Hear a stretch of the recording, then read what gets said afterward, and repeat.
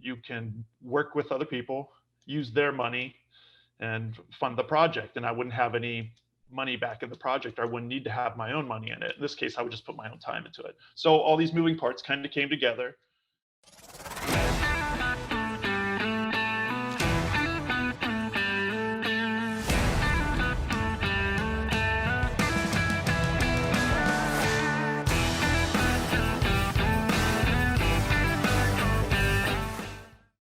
All right, welcome everybody. Today we have back in the house for another interview, David Rathke. And you may have heard him in one of the earliest episodes. I think it was episode 12, 13, where you talked about your first flip deal. And so he is back to talk about his latest flip deal.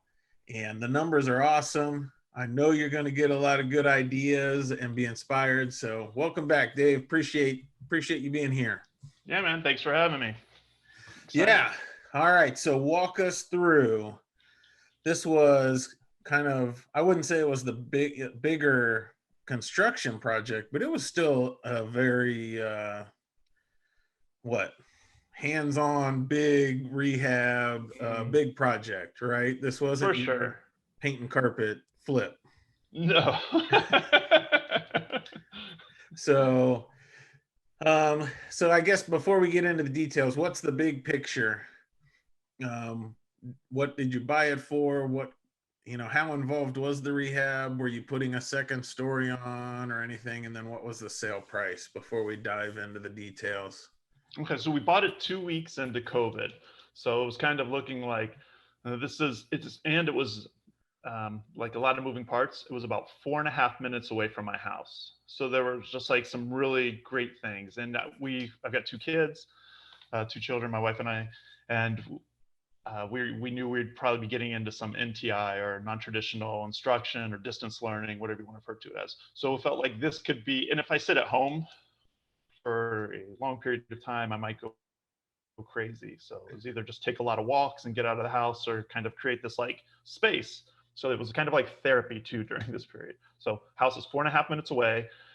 It didn't originally look like it needed a huge amount of work, which when you're dealing with a house that's over 120 years old, it kind of,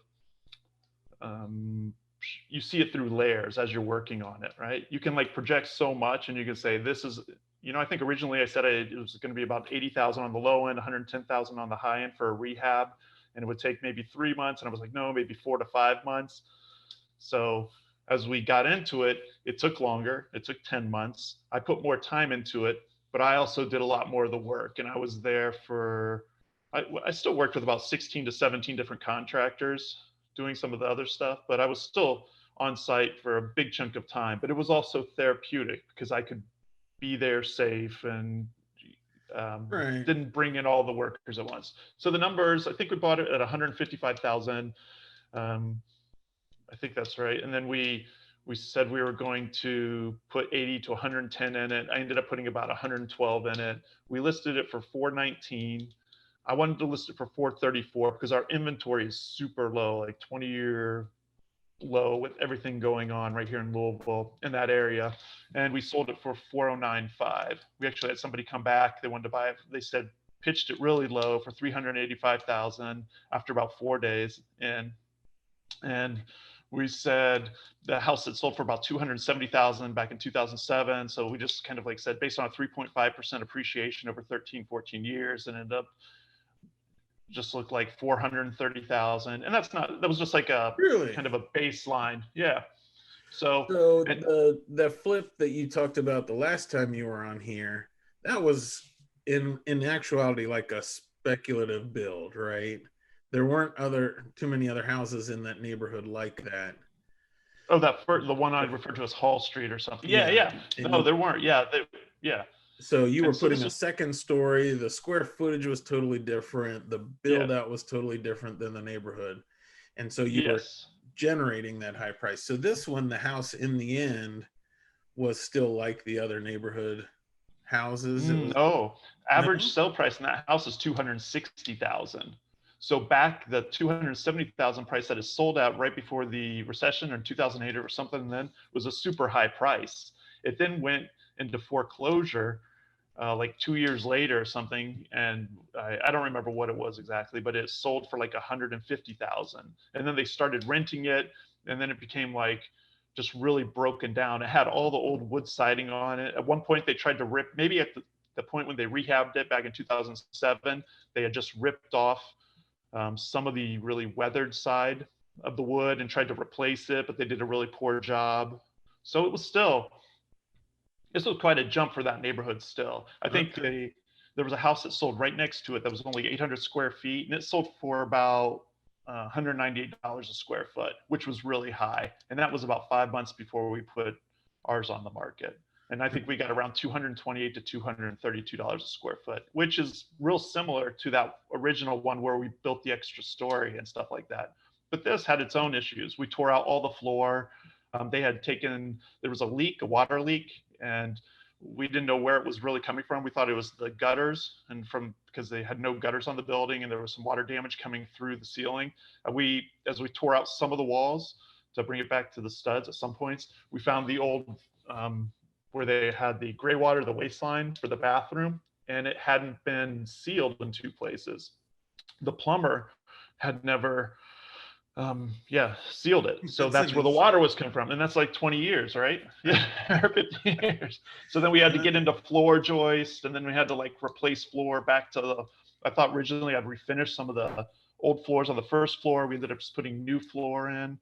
I thought they just replaced the roof the year before, like before we had bought it. It was a brand new roof, and it looked good, but it looked a little strange. So it sent somebody up there, and he said that there was actually 3 layers of tile and of roofing tile and 1 layer of the original metal roof. So I was like, I gotta like tear it all down, even though it was a new roof, and put up a new roof. So then, that's when I jumped from 80,000 to now I added another 6,000, right? And then we're like, oh, the HVAC system was only 3 years old, but they ran it really poorly, and it was collecting a lot of dust in the A coil, and it wasn't sufficient.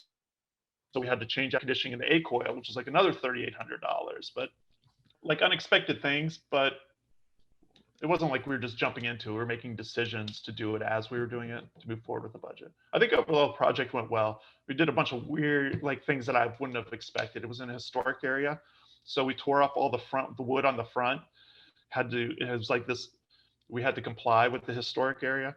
And so I custom routed a bunch of wood siding, beveled wood siding. So I priced it out beforehand, knew I was going to do this, and bought it through Menards and sent it to somebody and custom routed it, and then put some non-structural OSB on the front, house wrapped it, insulated it from the outside because I kept some of the plaster walls on the inside on the exterior walls.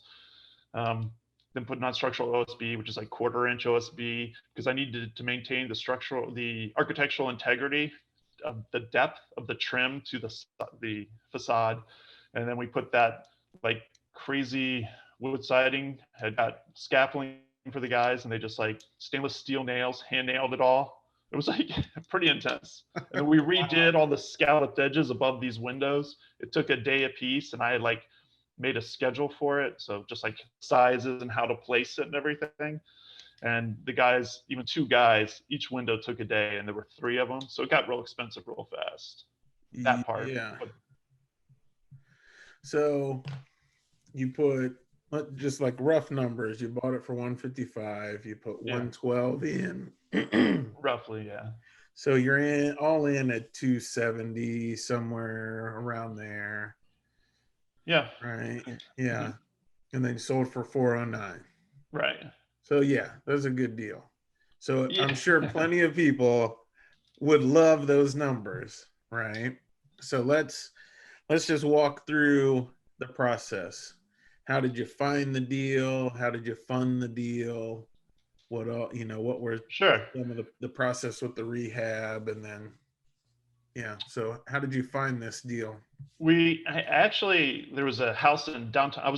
I decided I just needed a house to start working on before COVID, right? Like I didn't even know what was going to happen. It was in January, I think, maybe February. And I saw a house listed through a real estate agent. And I was like, okay, it's a house in downtown Louisville. It's like old brick. It's still a historic area, but maybe it could be a good Airbnb. Maybe I'll just go take a look at it. And as I looked at it, or I tried to look at it, I felt that that real estate agent was just using it. He said it was no longer available. And I went and already looked at the house and talked to the neighbor, and I knew that it was his. So I just parallel tracks. I was talking to him, but at the same time looking at the house anyways, not Yeah. setting up an appointment. And so then I kind of said, "Well, this is your house, right?" And he's like, "Oh yeah, yeah." So I felt like he was kind of using that to pick up new clients to show other houses, which is okay. But I was kind of like, "All right, understood." Kind of person I was working with at that point. So went and looked at a couple of houses that he had shown me, and they were really beat up. I mean, floors were just real crazy. And he's like, "This is a good deal." And I was like, "Okay, here we go again." Everybody's always telling you it's a great deal. It's going to be a $10,000 fix up, right? But it's like, you have to decide if it works for you. Is it really like, what does is a good deal mean? I need a roof over my head, sure, but I want to have my family in the house, no. Um, so I went through that for about 10 days with 10 to 15 days. And maybe during that relationship, I was refining more so what I was looking for. So he knew kind of what to show me as well. But he eventually found a house that had been um, an expired listing on the MLS. And when you saw it, it was just had holes in the front and it just looked really rough. So I could see how that happened. And I think they went from like listing it for 220 to 180, and they were stuck on 180. And he said you could get it for 150. So I was kind of excited that it was close by. COVID was happening. I had to figure out, I kind of had my brother-in-law and sister in the background, and they wanted to get into an investment. And so they had some money, and I was like, well, and I was talking to you at the same time.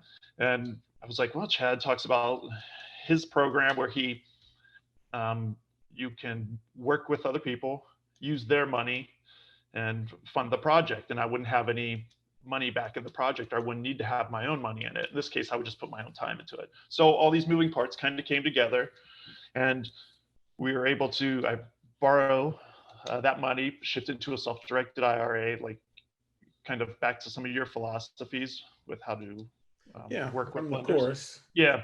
how And to, then, yep, how to get money from private lenders. Yep. yeah, yeah. And do that and borrow it at 10%. And I had a relationship at this point with River City Bank, which is super close, and they work with investors. And I was able to borrow the rest of the money from them for, I think, as a construction loan at 5.5%. So I put together a budget based on what I thought. A budget just kind of highlights the base amount of money that you need to work within. It doesn't have to be so detailed and refined when you're working with a bank. I mean, it's a summary, right? And they came through and said, great, we can do that, interest only. And so I've held the money up to a year and a half. I only had to hold it for about 10 months with them. So that's how I Okay. got the money. So you found it. It was listed, but the listing had expired. Is that Yeah. right? Mhm. Okay. So the agent who introduced me to those folks said it was 180, but he thinks I can get it for 150. They also do flips and stuff. So if I think I would have got much lower, he said they would probably just flip it themselves. So Okay. I went and looked at it and was going to go try to get another 20,000 off of it, just because there were some structural things going on in the back. Like they had what they turned into a four-season room used to be an old patio back in the day, and it was like on the ground. So I had to build what is it, a footer and foundation, so it didn't have ground contact, which isn't a couple $1,000s, but just some structural stuff. It was kind of settling a little Yeah. awkwardly.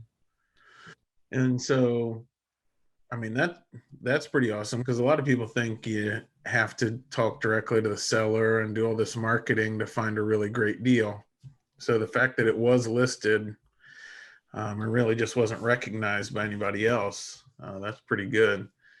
And then your funding, so the bank loan did the purchase price and some of the rehab, and then you had private money for the remainder of the rehab. Is that right? Yep. Yeah. And if I needed and when you work with a bank like that, you kind of say, let's say they have $45,000 more that they're holding on to for you. Then you kind of say, HVAC complete, did this. I would send a text. The loan officer would look at it. There was a box on it. He'd go physically look to see if the work was done. And then you'd release like I say $22,000, and I take a picture of a kind of like a ledger that I created on an Excel sheet, just real basic, but it showed who it. I also have a checking account with that bank, right? So Mhm. they're able to vet everything. They're able to say, I said check 1054 is for 18,000, and then they kind of go look at it if he wants to. I mean, it's Yeah. just very transparent.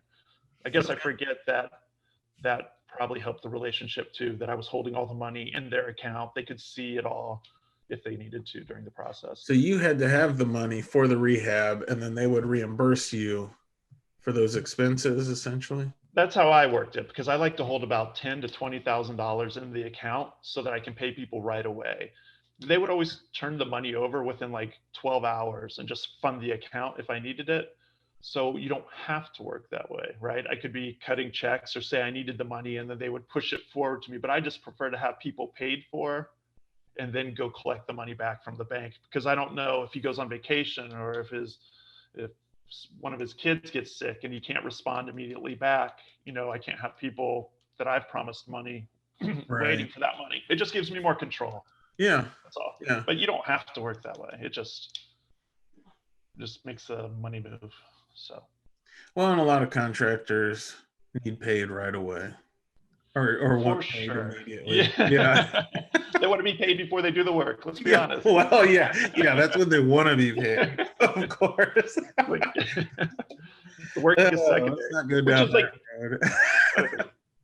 yeah, I did. So I had some of that too. I had people who had worked for me in the past and they were just like, did an awesome job. And they'd just done a job because I had that commercial property that we had just done some work on. So we had a guy who did some trim stuff and some painting. And then he came over to my job and he's like, no, no, no, we'll just spray it all in one day. I was like, no, you can't just spray it all one day. I need you to do the ceiling so I can finish the electric. So then you can go back and do the walls and then tape it off and do the trim, right? Which is kind of how a real painter would do it. But he was subcontracting the painter and trying to make money off it. So he's trying to get him to come in and spray everything in one day. So once he sprayed the ceilings, he had spent way too much money back into his budget and he wasn't going to make money on the other part of the budget. So the next day when the painters came through, they're like, so are you paying us or is he paying us? And I was like, wait, suddenly you're working for me directly? I was like, I'm so confused. So then I had to hire new painters and it was lovely. Part of the process, huh? Part of the process for sure. Yeah.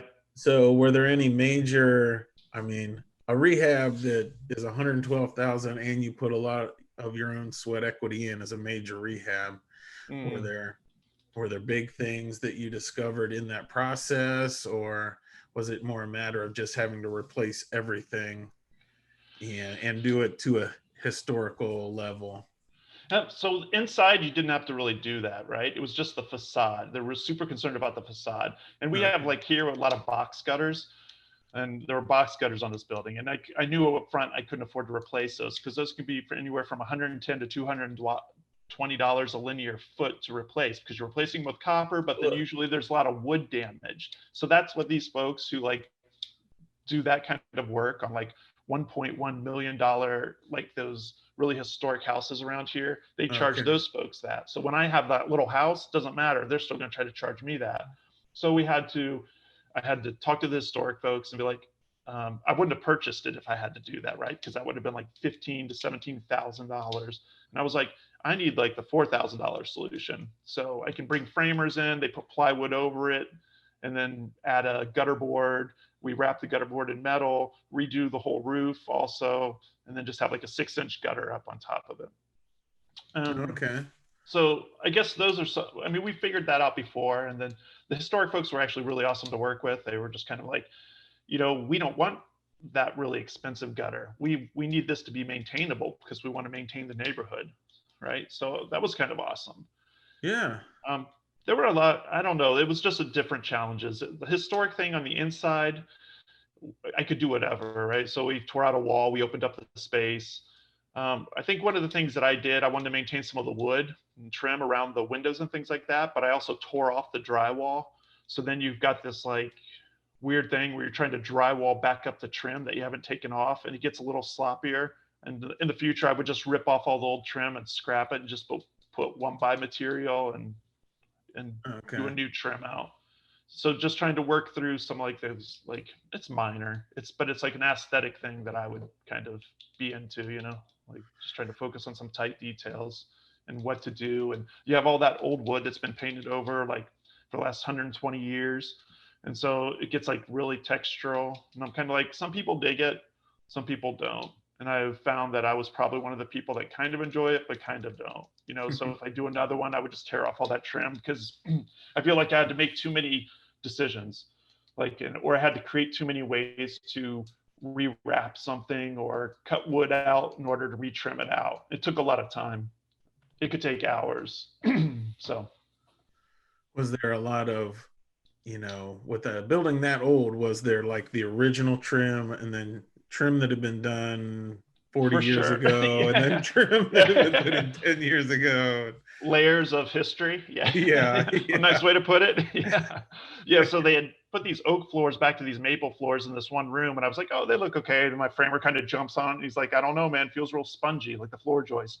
And I was like, yeah, you're right. I probably had to take that off. So then we found the water damage through the plumbing. And then we were kind of like, okay, so I ended up taking off like 4 or 5 layers of flooring there. And there was about 1.5 to 2 inch difference back to the baseboard. So, and it took a ton of time. And there was some, dirty tile and stuff like that.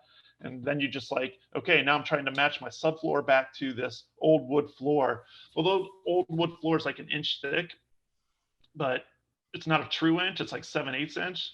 So then I have to try to buy subfloor to match back to it because the whole thing was I did all this work to get rid of those transitions and those bubbles. So now the last thing I really want with a house that it's gonna price out at 400,000 is like a big bump out, right? So I want it smooth, and I'm kind of like silly like that. So I was like, okay, so I have to buy the 3/8 inch material with the 5/8 inch material, do 2 layers of subfloors, which equals 1 inch, but it's true. It's not, it really equals about 7/8 of an inch. So Yeah. I don't know. Yes. All right. That ended up taking a ton of work. We raised ceilings and stuff like that. We had all the mechanicals above it. The people that did the renovation in 2007, they had mixed up the supplies and the supplies and the returns. So they had just return air and a lot of the upstairs bathrooms and stuff like that. Wow. So like, you want your supply in your bathroom. Anything that happens in that bathroom is being pulled in back through your furnace system and shot everywhere else. So that was kind of, Yeah, it was a lot. it's an issue. Yeah, it could be. So when you listed it at 420, 419. 419. And how many days was it on market? What was the process like getting that under contract? So my wife is working with a team, and she's actually the one that listed it. So I guess we would have made another like $5,000 to $6,000 on top of that when she sold it, because she would have got like a percentage of the commission for being part of that team. But yeah, it was super easy. Like for that part, listing it was just kind of hands off. I answer some questions. I disclose what I replaced, what I worked on. Like I regraded the yard. There's no water in the basement anymore, stuff like this, right? As soon as you do that, it was like they went, took pictures. They did like a drone fly through. They did like a virtual walkthrough. And I think usually that only costs like $240, maybe another $70 or something, because we tried to turn it in 24 hours just to get it on market. But there was a lot of really great marketing from that team. They also, so it was like, it's List with Libby in Louisville. Just like 15 years plus experience made it a real seamless process. A lot of people want to list these things themselves and try to save that little bit of money and things, but the headache of it, having to set times to have people come in, everything else, it's just, they've got it all virtual. It's people just go, they set up appointments. I would get a little bing, know when they were going to go by and see it. Even the virtual walkthrough was super cool. And it was like, it took the guy maybe like 4 hours or something. And you could just like walk through the space. And it's really intended for a higher price point property because you're looking for out-of-state buyers. Especially with COVID, you're getting a lot of out-of-state buyers who are looking at houses. And you could just walk through on your phone, which is cool. Yeah, that's awesome. I would just like to save that 3% or 2.5%. For me. Well, yeah, a good realtor is going to bring that value. Absolutely. And they list it on the MLS generally. I mean, I know you could pay someone like $400 to list it there, but they just do it in a different way. Yeah, they bring the value for sure. So, all right. So at the closing, the banks paid back the construction loan. I'm assuming they're happy and they would relend on another deal. Yeah, so we have about a year and a half ago, we got a commercial property, and I partnered with somebody. We hired a general contractor. I'd hired two general contractors and then just managed their budget. And we'd actually bought the building, I think, for 130,000, and we put maybe 160,000 into that building, and we used the same bank. So it was nice to have that going on, and we're about to refinance out from that bank. That bank, they're good for construction loans, but not for like refinances, which is kind of interesting to know that each bank has their own little niche, right? Yeah. So that you can just, so you start to create this like formula where like, so yeah, I was happy. They're happy to have their money back. I'm actually going to refinance. We just got approved for kind of another refinance. So we bought this building about 2 years ago. A really good friend of mine in Brooklyn, and he does pizza, and he's just like, he loves pizza, geeks out on pizza in a good way, just knows every aspect to it and has his own restaurant. And he and his wife, they've really created this great space in Brooklyn. It's called Weeded. And they said that eventually they want to move back to Louisville. And the space came up on the market, and I saw it through, actually, my wife had said, when she was starting to get into real estate, said, this commercial space is on Bardstown Road. Would you be interested in it? And I was like, well, I don't know. No, probably not. It's commercial. And then I thought about it, and I was like, yeah, I guess maybe I should call David and we should try to make a deal and get this space. So we were able to put the money together, get the space, and maintain the same tenant. And it was good for the tenant because he was paying back some of his business loans and things like that. So he would be out in 2 years and we'd be able to transition in. And that was in December 27th. So the tenant moved out, but then COVID's here and we're kind of like, are we still going to do this? What is it? What does that mean? So I reached out to River City to see if I could get the money to kind of make the building a little bit bigger and turn it into a restaurant. And that just went through. So they just gave us about $300,000 that we can work with on that building. So definitely the relationship with River City and the particular loan officer that we work with is really great.